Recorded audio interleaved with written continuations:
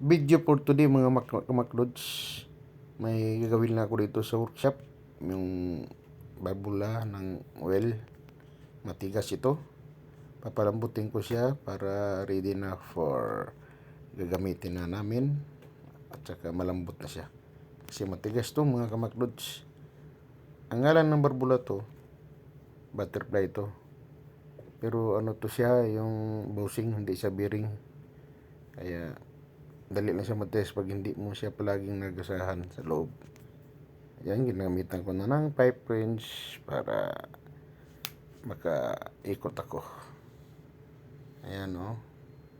Kasi matigas na siya, matigas. Yan. Hanggang papalambutin ko na yan. Kasi yan, papaluin ko pa ng plastic hammer. Yan.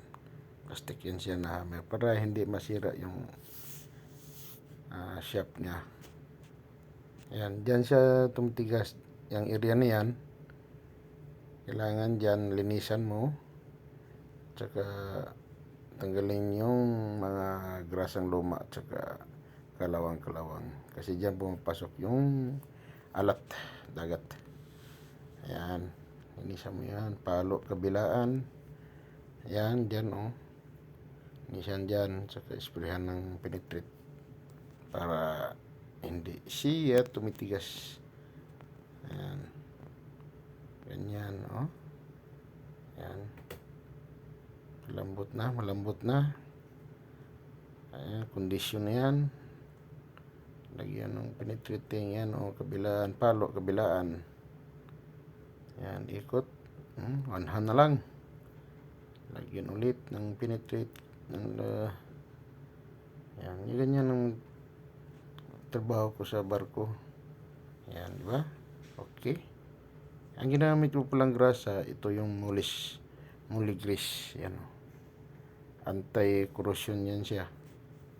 Ayan, yan maganda. Mamahal to.